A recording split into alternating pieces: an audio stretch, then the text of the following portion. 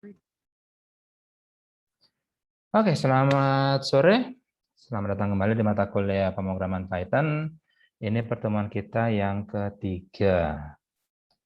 Belum mulai, gimana Python-nya? Sudah mulai coba-coba ya? Soalnya minggu depan kita akan melaksanakan kuis. Cuma kuisnya nggak di kelas, bukan pada jam kelas, tapi nanti akan diberikan suatu link, nanti teman-teman langsung mengerjakan di sana. Oke, kalau gitu kita mulai aja.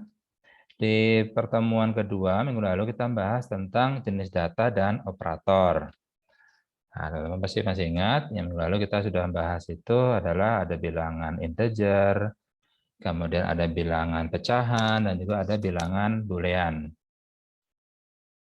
Kalau kita bandingkan dengan bahasa C yang kita pelajari di tahun kemarin berarti ya, di Alpro, kalau integer sendiri jenisnya ada banyak kan. Kalau di bahasa C ada short integer, unsigned short integer, ada integer, ada unsigned integer, ada long integer, ada unsigned long integer. Jadi kita harus mendeskripsikan kita mau pakai yang selebar apa datanya, dan dia bisa positif, dia bisa negatif atau positif aja.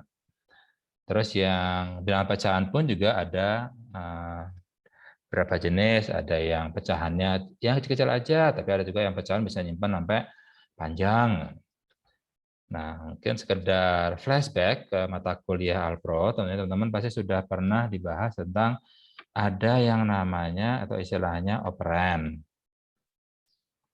Nah, operan ini contohnya misalnya 5, 4, kemudian ada dalam bentuk variabel A, B, C, seperti ini semua ada operan. Operan berarti adalah data yang ingin kita lakukan kalkulasi. Kita akan proses dia, kita akan operasikan. Nah, cuma operasinya apa dari operan itu? Nah, untuk menentukan apa operasinya, kita mengenal ada istilahnya adalah operator. Operator ada tambah, kurang, kemudian kali, ada bagi, kemudian ada bagi, ada juga kalau di Python ada integer division, kemudian ada modulo, dan juga ada pangkat. Selain itu juga ada logika AND, logika OR, logika SOR, dan lainnya. Kemudian juga ada yang bitwise kan, lalu kita bahas ada AND tapi bitwise, kemudian ada OR tapi yang bitwise, ada juga NOT tapi yang bitwise, dan juga ada yang SOR. Itulah operator yang menentukan operasi apa yang ingin kita lakukan terhadap dua buah operan ini. Misalnya, saya punya operan 5 sama 4. Ingin saya apakan? Jumlah, oh berarti operatornya pakai plus. Itu operator.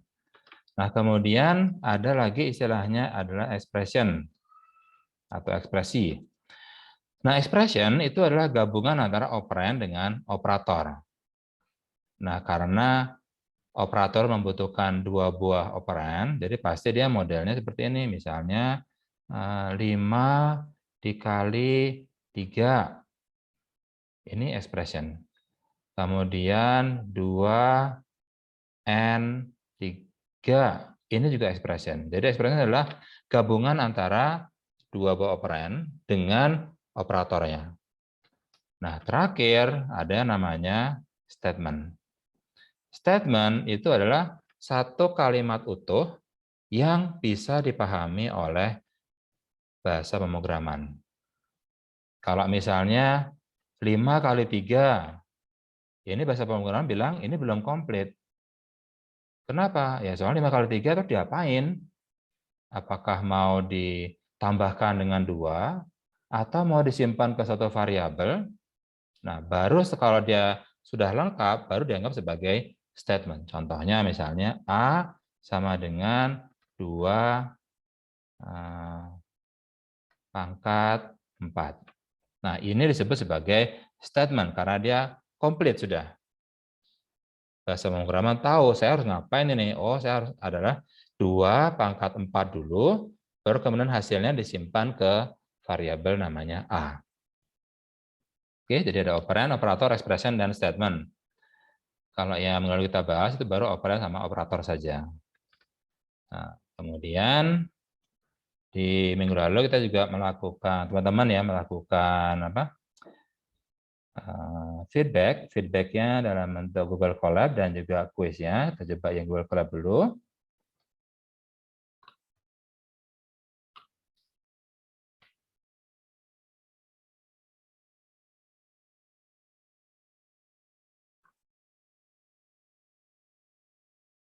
Oke.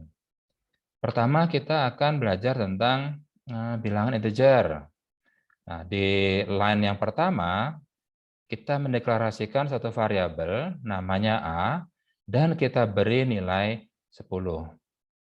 Kemudian kita coba print A sama dengan, dan kemudian value dari A. Sehingga kalau kita kalau kita run, maka dia akan menuliskan ke layar A sama dengan, kemudian nilainya A, yaitu 10. Sini dia masih, oke, udah A sama 10. Terus kalau misalnya seperti ini, A saya berikan 10, B saya berikan 5, kemudian print A plus B sama dengan, ini adalah stringnya, dan kemudian hasil dari A tambah B dituliskan. Karena A 10, B-nya 5, maka A plus B sama dengan 15. Oh, berarti kita bisa loh langsung melakukan proses aritmetika atau proses yang lainnya sebagai suatu ekspresi di dalam print. Jadi bisa seperti ini. Ini bisa A tambah B, bisa A dan B, atau yang lainnya. Nah, kemudian di line keempat, saya membuat satu variabel baru namanya C, dan C saya berikan nilai A tambah 5. Karena A-nya sudah punya nilai 10, maka C memiliki nilai 10 tambah 5, yaitu 15. Sehingga pada saat kita print, C sama dengan 15. Seperti ini. Oke. Lanjut yang bilangan pecahan. Nah, kalau misalnya saya punya 3 variabel sekarang, A-nya 1,5, B-nya 4, C-nya 2. Kalau misalnya saya print A kali C, berarti 1,5 kali 2. Berarti hasilnya 3. Nah, di dunia real, harus kita tahu kan, 1,5 kali 2, ya 3. Dan 3-nya bulat. Nah, tapi di bahasa pemrograman, dia nggak bisa seperti itu. Dia tahu, dia nggak tahu apakah itu bilangan bulat atau enggak. Yang penting, kalau salah satu operannya adalah bilangan pecahan, maka hasilnya pasti bilangan pecahan. Jadi kalau misalnya, kalau bulat tambah bulat, ya hasilnya bulat. Tapi kalau pecahan tambah bulat, hasilnya pasti pecahan. Salah satu saja operannya pecahan, hasilnya juga pasti pecahan. Kemudian yang kedua, B dibagi C. B-nya 4, C-nya 2. 4 bagi 2 kan 2, bulat dia. Tapi ternyata bagi bahasa pemrograman, dia jadi 2.0. Kenapa? Soalnya pembagian hasilnya pasti pecahan. Kemudian kalau misalnya ingin ngambil bulan-bulannya saja, ya berarti pakailah integer division, garing-garing ini. B, integer division, C, berarti 4 dibagi 2, ambil bulatnya saja. 4 dibagi 2 kan 2.0. Ambil bulatnya aja, yaitu 2, maka hasilnya adalah 2. Kemudian A pangkat C. A pangkat C berarti 1,5 pangkat 2. 1,5 pangkat 2, ya pasti bilangan pecahan hasilnya, karena A-nya sendiri sudah pecahan. Tapi kalau bulat sama bulat, misalnya kayak gini, 4 pangkat 2, B pangkat C. Hasilnya ternyata bulat juga, 16. Seperti ini. Ya. Jadi dalam proses aritmetika, kalau salah satu pecahan, hasilnya pasti pecahan. Kecuali kalau dia adalah pembagian. Hanya pembagian yang hasilnya pasti pecahan. Oke, ini sedikit penjelasan tentang kalau pecahan dikali pecahan hasilnya seperti apa ya. Nah, kemudian yang terakhir, saya punya instruksi input. Nah, teman-teman pasti sudah pernah nyoba kan sendiri bahwa input itu return value-nya pasti string. Sehingga A di sini tipenya adalah string. Yang ini. Nah, untuk mengubah string tadi menjadi suatu bilangan, kita bisa menggunakan yang namanya casting. Casting itu berarti kita akan menggunakan mau diubah ke mana dulu? Mau integer, berarti pakailah int seperti ini. Int, kemudian parameter masukannya adalah string tadi. Sehingga nanti B adalah nilai integer dari string yang tertera di A. Contoh misalnya, kalau kita print A sama dengan, terus saya kasih operator tambah, dan A, bisa dia, enggak error. Sehingga hasilnya pun dia jadi A, misalnya saya kasih 3, A tambah 3. Jadi di sini A tambah 3.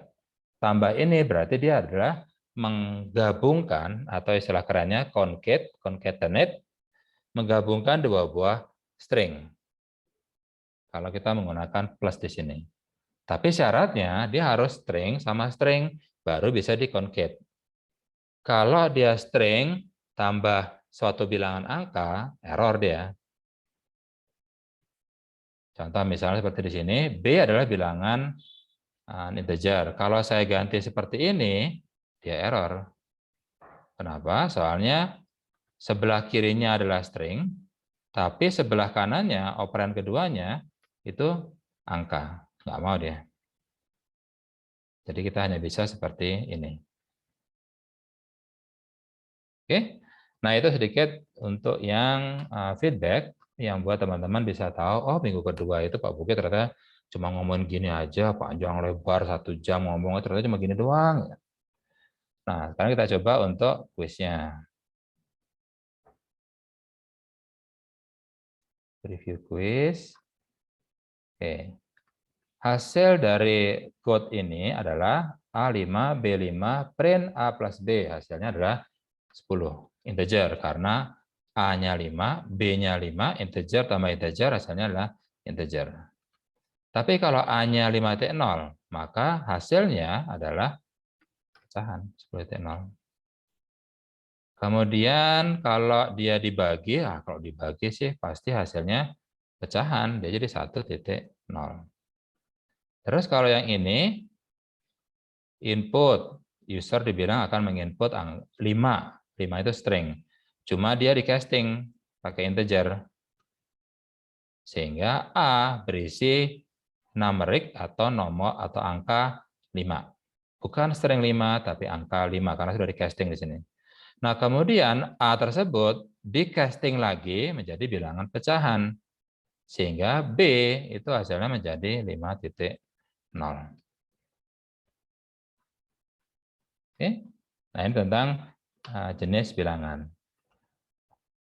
Nah, untuk minggu ini kita akan bahas tentang branch dan loop. Harusnya sih branch memang di minggu lalu, cuma minggu lalu kita selain habis waktunya juga, terus menurut saya sih branch enaknya nyambung sama loop. Oke. Nah, kita coba saja. Di sini kita akan menggunakan idle saja ya. Mana saya idle-nya?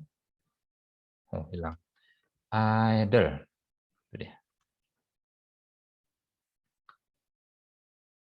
Sekarang kita akan mencoba untuk branch dulu.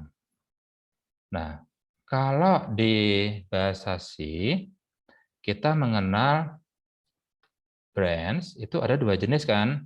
Ada if dan juga ada switch. Masih ingat kan? Case A sama dengan kalau 1 lakukan apa, 2 lakukan apa, 3 lakukan apa. Karena dia adalah if, tapi yang dia disusun terstruktur seperti itu. Makanya di Python, daripada bingung-bingung dengan switch, pakai if aja.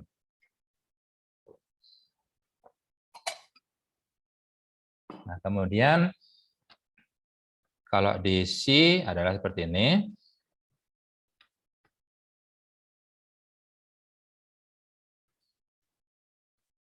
Kalau di Python, dia hanya mengenal if saja. Dan ada sedikit perbedaan antara cara kita mendeklarasikan branch di C dan Python.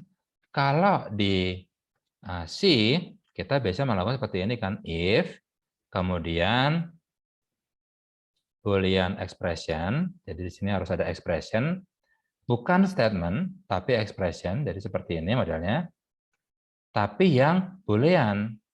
Ini bukan Boolean expression, tapi dia adalah arithmetic expression.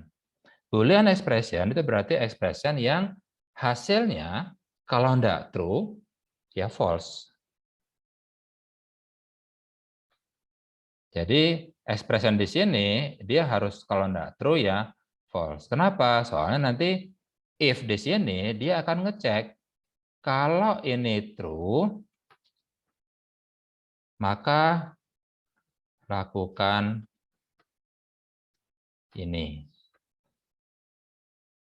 Lakukan ini juga. Dan kemudian ditutup. Seperti ini kan sintaks yang ada di bahasa C. Nah, kalau di Python mirip juga. If, tentunya di sini sama, dia harus Boolean expression antara true atau false. Nah, kalau di Python, dia tidak mengenal brace, tidak mengenal kurung kurawal. Tapi dia menggunakan titik 2 untuk menunjukkan bahwa line setelahnya ini, dia adalah bagian dari ini. Jadi di sini dia akan menuliskan lakukan ini, lakukan ini juga. Tapi nanti, oke, titik 2 berarti menunjukkan awal dari if-nya. Gimana caranya Python menunjukkan ini adalah akhir dari if-nya? Kalau pakai bahasa C kan dia ada kurung kerawal tutup kan? Tapi kalau di Python nggak ada kan kurung kerawal. Nah, untuk membedakan atau untuk ngasih tahu ke Python adalah ini loh bagian yang harus dikerjakan kalau if-nya true. Nah, itu adalah dengan menggunakan indentasi di sini. Jadi kita geser masuk ke kanan, masuk ke kanan. Nah, semua yang masuk ke kanan itu dianggap adalah satu bagian dari yang harus dikerjakan kalau dia true di sini. Jadi kalau modelnya seperti ini,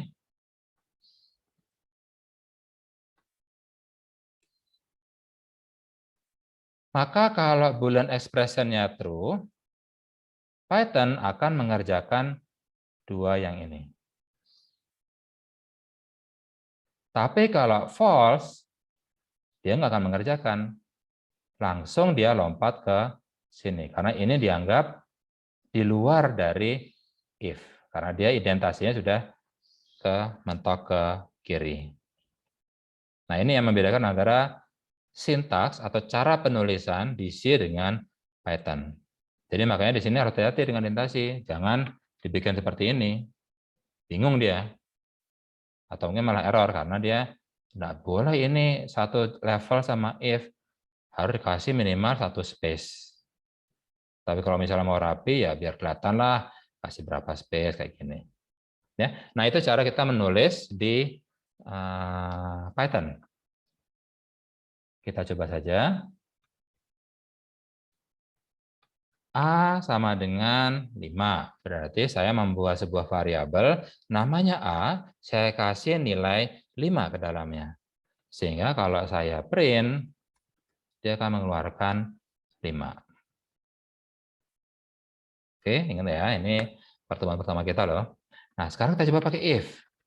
If A equal to 5, berarti saya akan membandingkan nilai variabel 5, nilai variabel A dengan nilai 5. Sama enggak nilainya? Kalau sama, berarti dia true. Tapi kalau beda, berarti dia false. Kemudian titik 2, maka kemudian print sama. Maka dia akan print sama. Kenapa? Soalnya A nilainya adalah 5. Dan 5 equal to 5. Tapi kalau misalnya A sama dengan, saya berikan 4 misalnya sekarang. Kemudian di ini saya copy aja. Ctrl C, Ctrl V, Enter. Dia nggak ngeprint apa-apa. Karena A adalah 4. Dan 4 tidak sama dengan 5. Karena tidak sama dengan 5, berarti ekspresi ini nilainya adalah false. Karena false, maka dia tidak akan melakukan ini. Dia akan langsung keluar. Oke, seperti itu masih bisa ngikutin ya. Masih mirip sekali dengan bahasa C, cuma beda sintaks saja. Nah, misalnya saya pinginnya kalau tidak sama, ya tolong dong kasih info juga, print beda, misalnya seperti itu. Oke, yuk kita coba. Ini, kalau A equal to 5, maka print sama.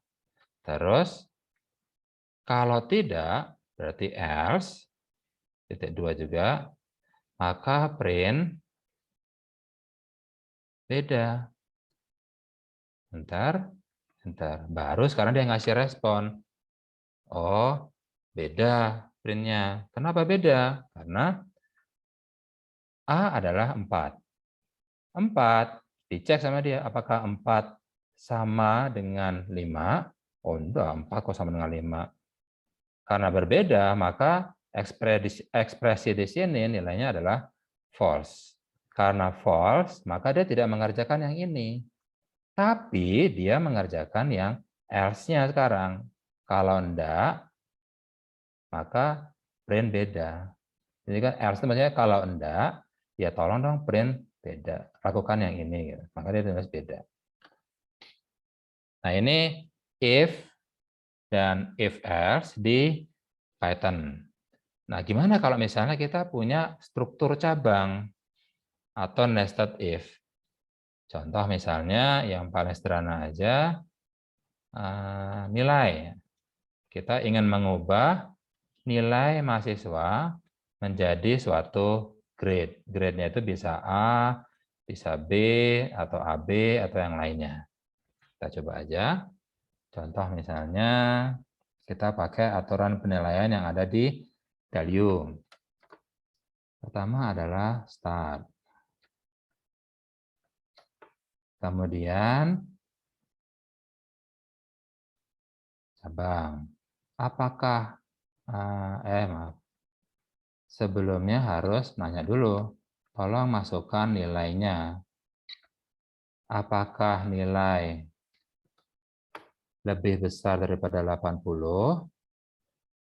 Jika true, maaf saya coba. Halo.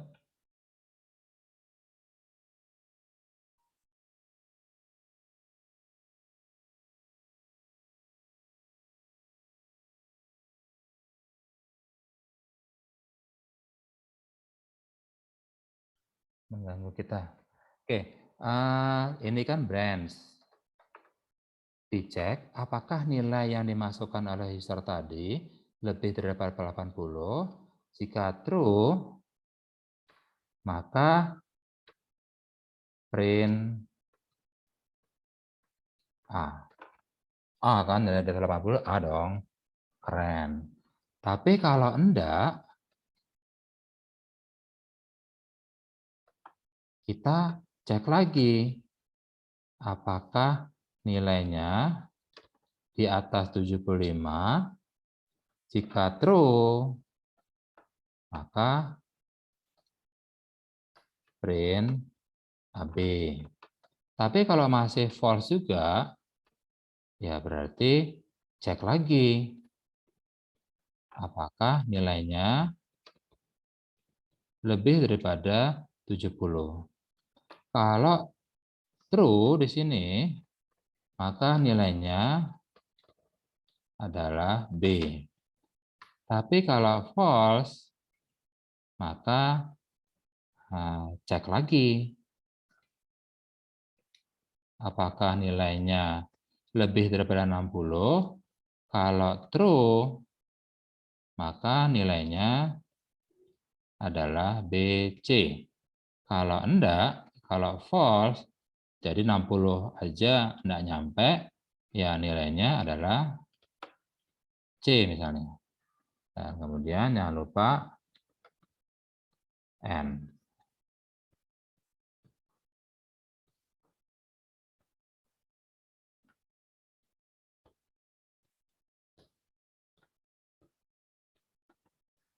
Oke, nah ini aturan penilaian yang ada di Dalio. Sekarang kita mau nyoba bikin programnya.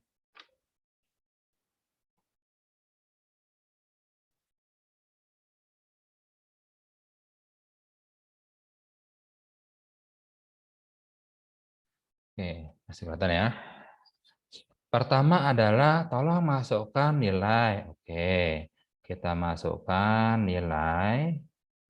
Balik. Nilai sama dengan input. Masukkan nilai siswa.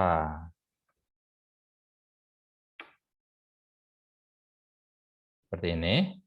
Tapi jangan lupa, input ini return value-nya string kan. Jadi agar dia bisa diproses secara matematika, ini kan nanti matematika kan, apakah nilai lebih besar 80? Nah kalau nilainya string ya nggak bisa dibandingin, dia harus numeric juga. Maka di sini kita akan ubah menjadi integer atau float juga boleh. Kita coba baca biar sederhana. Ya. Masukkan nilai siswa. Oke, kita masukkan misalnya 84. Bentar. Oke. Nah, sekarang kita coba bikin strukturnya ini. Kita sudah sampai ke nilai kan? Sekarang dicek apakah nilainya lebih dari 80? Oke, if nilai lebih besar dari 80, maka print A. Dah. Tapi kalau enggak, cek lagi. Nah, karena kalau enggak, cek lagi. Nah, karena cek lagi, berarti kan ada if lagi kan? Nah, kita menggunakan di sini elif atau kependekan dari else if. Kalau di C kan kita pakainya else if kan. Nah, di sini singkat jadi elif, sama aja. Elif nilai lebih besar daripada 75. Titik 2, maka sekarang print AB. Kemudian disuruh cek lagi elif nilai lebih besar daripada 70 sekarang. Kan ada di sini 70 nih. Kita sudah 3 kali, sudah F yang ketiga. 70 titik 2, ntar maka print B. Kan B di sini. Kalau data 70 B.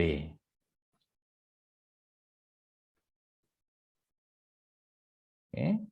Sekarang masih ada lagi yang terakhir. If kok if elif nilai di atas dari 60 ini, maka print PC. Nah, terakhir, kalau enggak juga, berarti else, ya langsung aja print C. Udah selesai, ini adalah program kita. Dan dia akan menuliskan A. Kenapa? Soalnya nilai itu 84. Dia cek dari atas dulu. Apakah nilai lebih besar dari 80? Nilainya 84. 84 lebih dari 80. Berarti ekspresi ini adalah true. Karena true, maka dia akan langsung mengerjakan yang ini.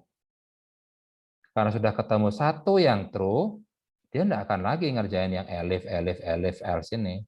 Udah langsung keluar dari if dia. Jadi setelah dia print A, udah langsung keluar dari if-nya. Tapi kalau misalnya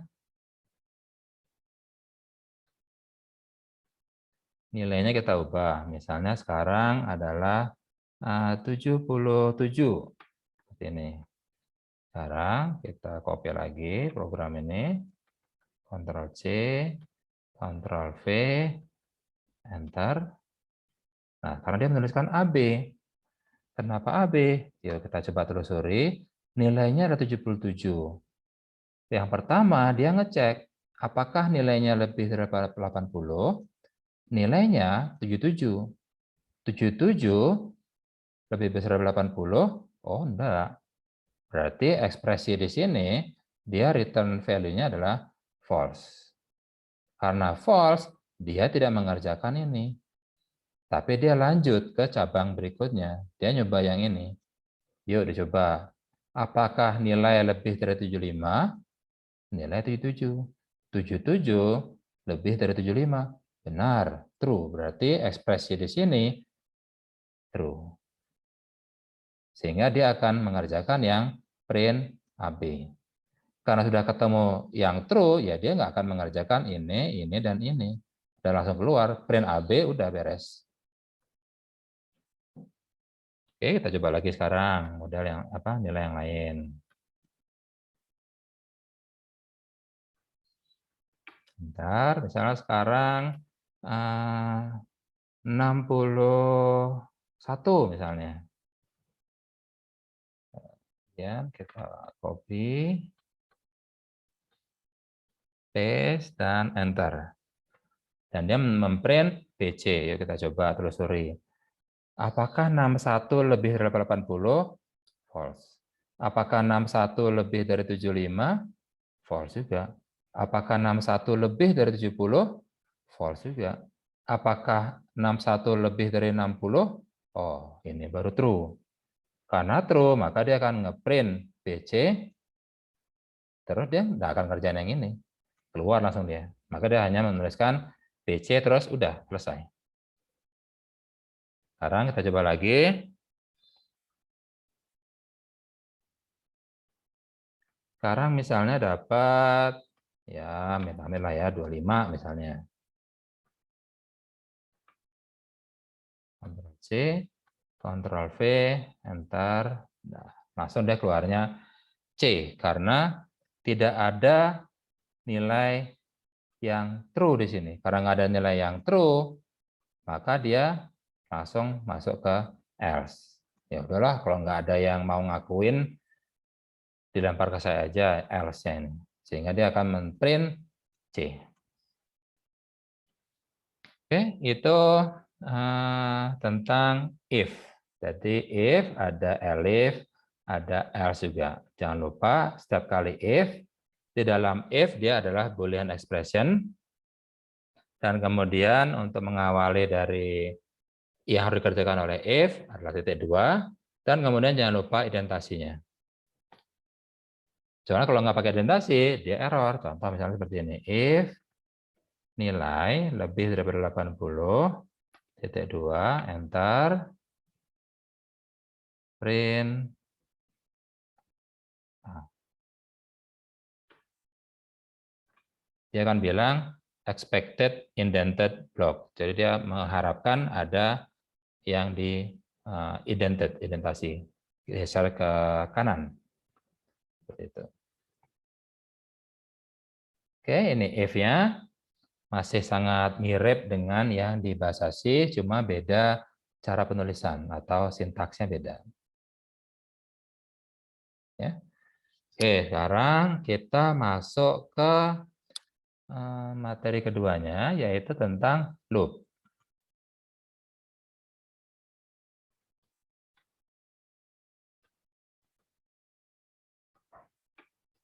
Kalau di bahasa C, kita mengenal ada 3 jenis loop kan, ada for, ada do, dan juga ada while. Masih ingat kan? Kalau for itu digunakan untuk yang jumlah perulangannya itu sudah kita ketahui. Misalnya, saya perlu mengulang ini sebanyak 100 kali. Gitu. Nah, karena sudah tahu harus mengulang 100 kali, ya pakailah for. Tapi kalau jumlah perulangannya belum diketahui, pakailah do atau while. Bedanya cuma kalau do, kerjakan dulu, baru cek. Perlu diulang lagi enggak ke atas atau lanjut. Itu do. Kalau while, cek dulu, kalau true, baru dia kerjakan.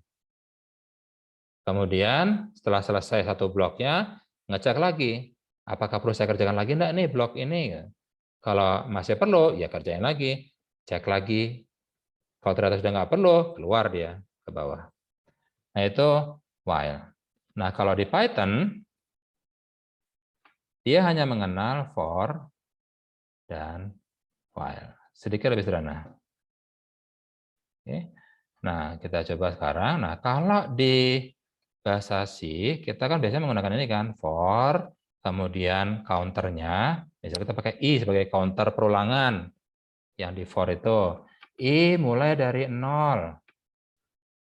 Dan kemudian lakukan perulangan ini sepanjang I masih di bawah 10. Kemudian I-nya nambahnya 1 ya, seperti ini. Dan kemudian kurung awal buka, lakukan ini, dan kurung tutup. Nah, kalau di Python, dia menggunakannya seperti ini, for, kemudian counternya apa? I juga misalnya, berarti for I. Nah, sekarang pakai in dia. Nah, kalau counternya atau perulangannya menggunakan angka seperti ini, maka kita bisa menggunakan range. Range misalnya 10. Oke, kita coba aja ya. For I in range 10 misalnya. Titik 2. Ingat dia nggak ada kurung perawal. Print I. Maka I sebagai counter yang akan terus nambah sepanjang perulangan, itu akan kita print. Karena kalau ini kita enter, maka dia akan menuliskan seperti ini. I mulai dari 0, kemudian tambah 1, jadi 1. Di print 1. Nambah 1 lagi jadi 2, print 2. Nambah 1 lagi jadi 3, print 3. Terus 4, 5, 6, 7, 8, 9. Sudah 10 bilangan. Nah, range 10 itu maksudnya saya akan membuat suatu deretan angka, mulainya dari 0, dan jumlahnya sebanyak 10. Nah, karena mulainya dari 0, berarti bilangan terakhirnya adalah 9. Jadi, cara kerja dari for ini adalah I masuk dalam range 10. Range 10 berarti dari 0, 1, 2, 3, 4, sampai 9. Maka I pertama adalah 0. Print I, 0 ditulis sama dia. Lanjut. Loop berikutnya. I sekarang 1.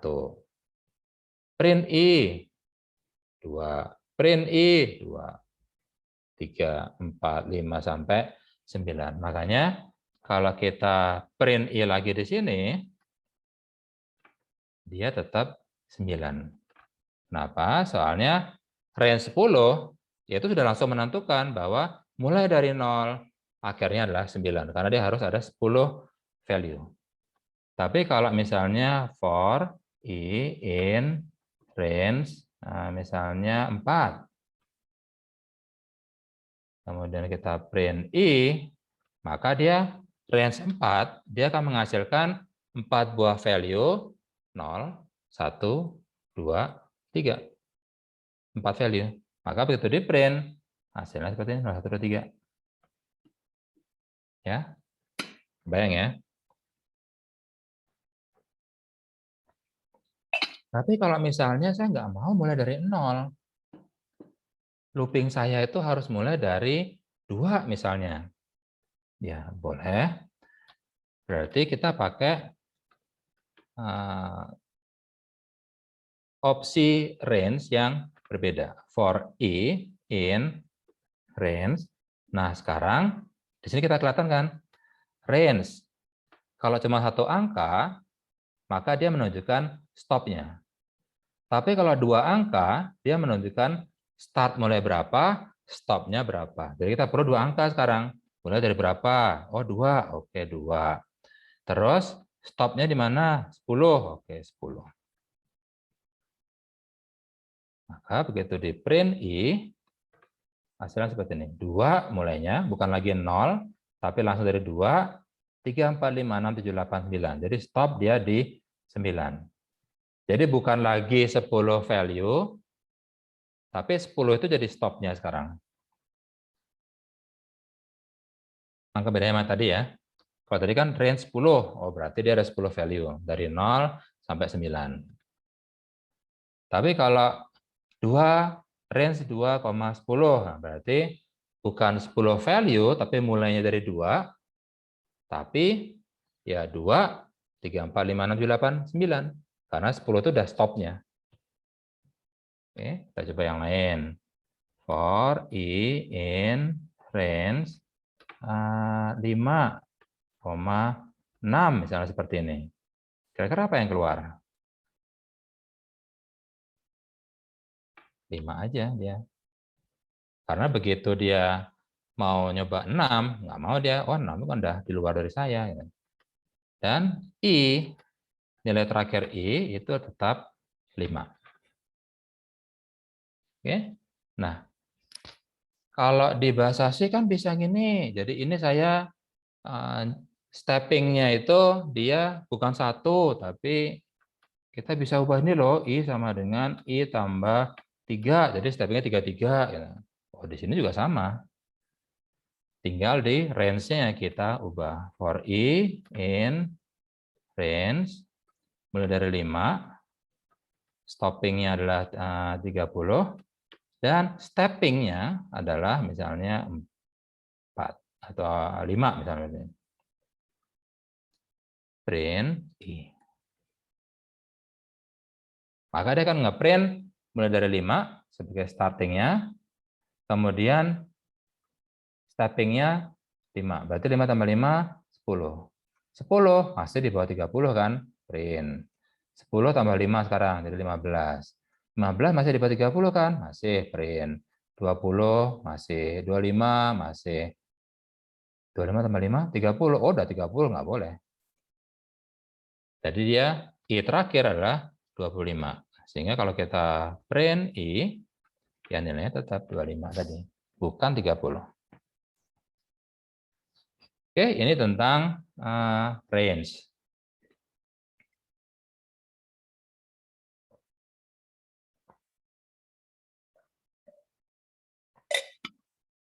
Sekarang for itu juga bisa kita gunakan untuk mencacah atau mengindeks suatu string. Contoh misalnya S sama dengan input,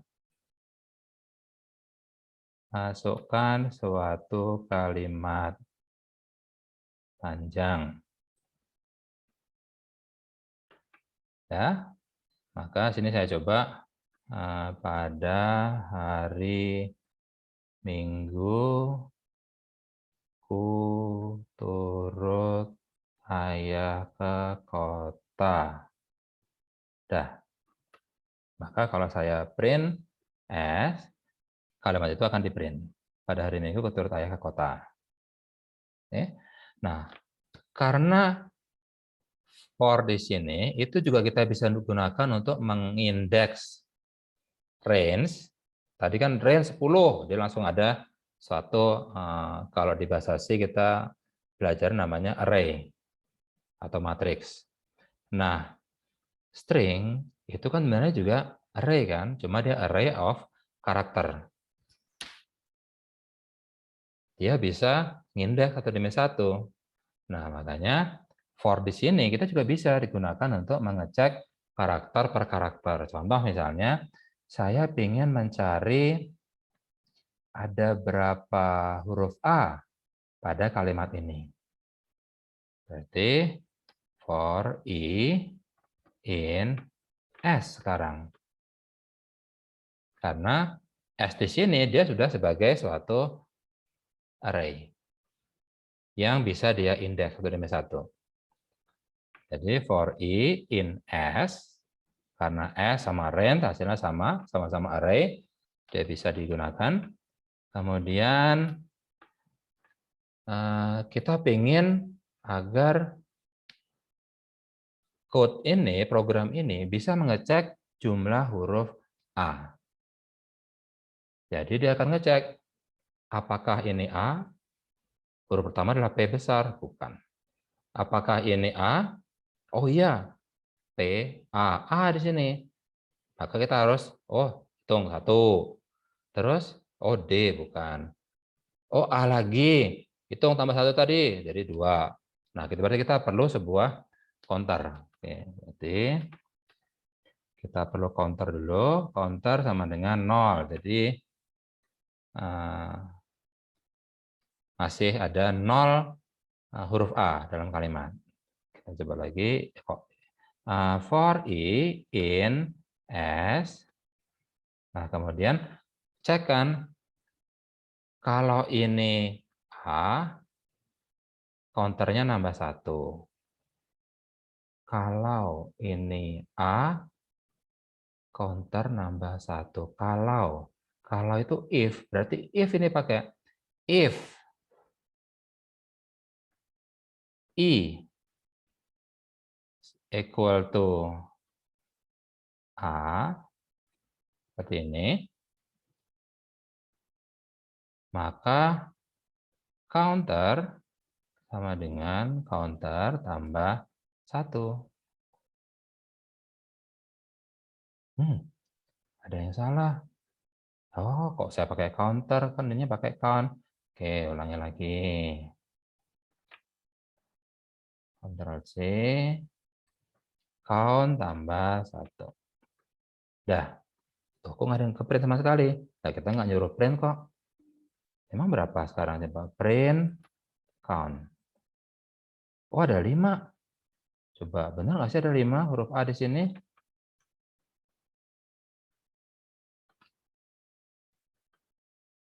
Satu, 2, 3. Mana lagi? Ini bukan. 4. Oh iya, 5. Nggak percaya dia sama program kita. Memang 5 dia, berarti jumlah huruf A dalam kalimat ini memang 5. Oke, nah itu salah satu contoh penggunaan for untuk mengindeks string. Meskipun string sendiri baru kita bahas minggu depan. Nah, sekarang kita coba yang while.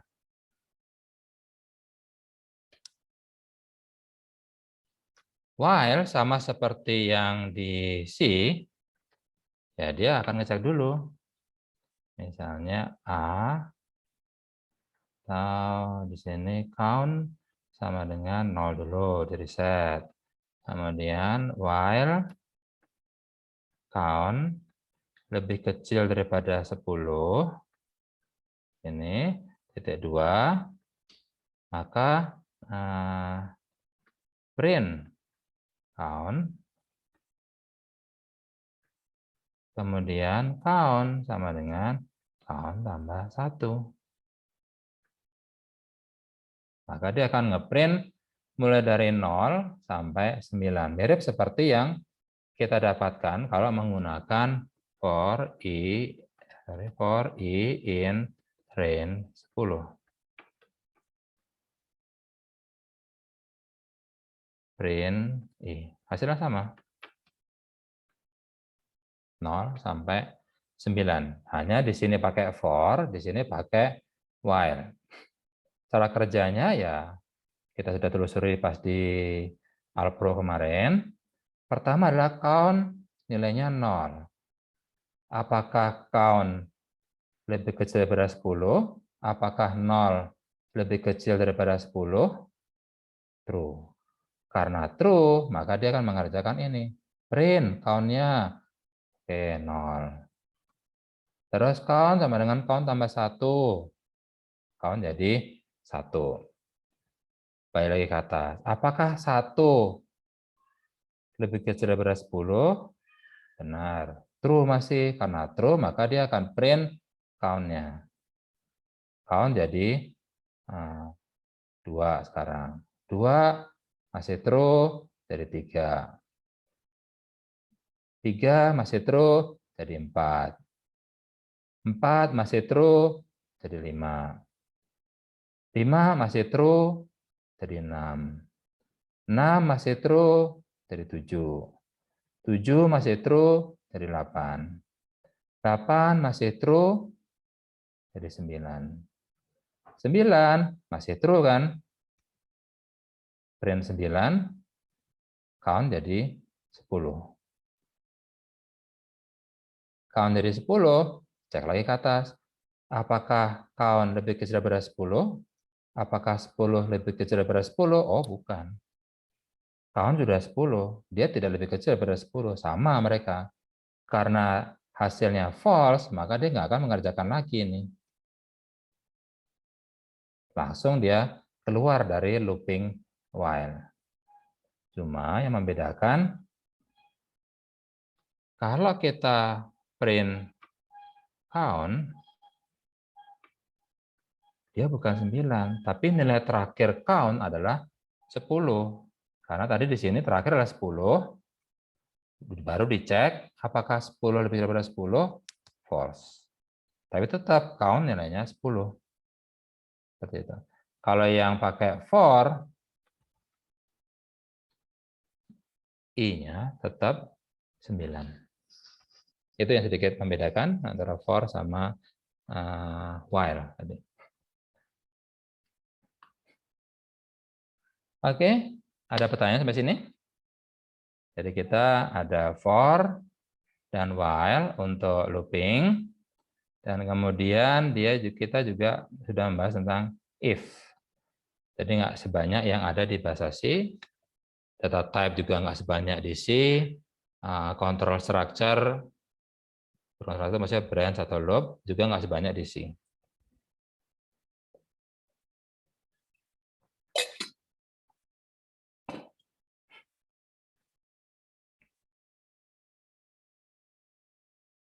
Kalau nggak ada pertanyaan, nanti silakan teman-teman mengerjakan. Pertama, coba dulu collab-nya.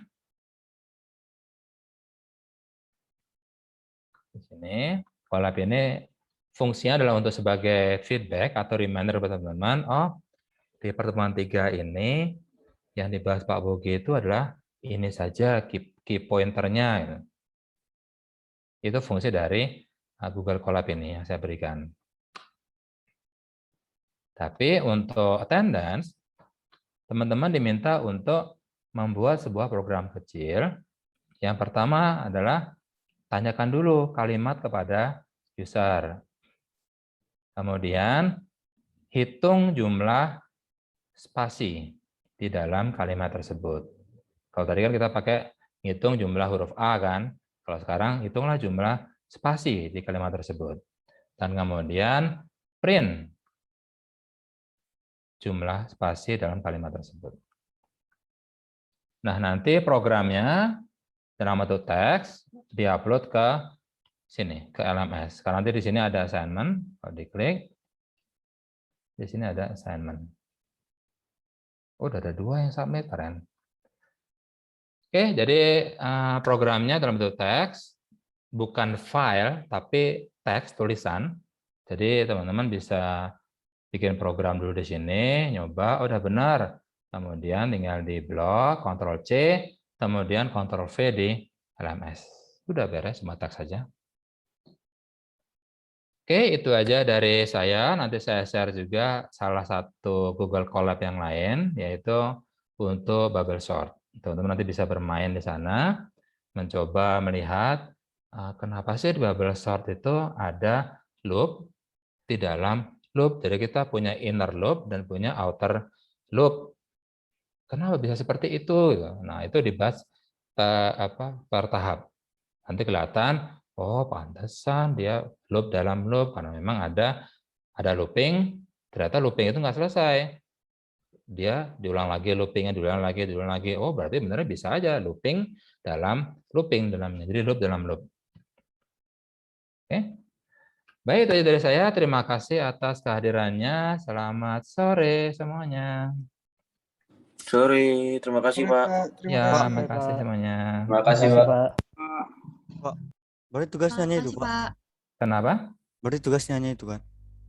Ya, hanya itu. Membuat program sederhana. Terima kasih, Pak. Ya. Oke, sip. Terima Terima kasih kasih. Pak.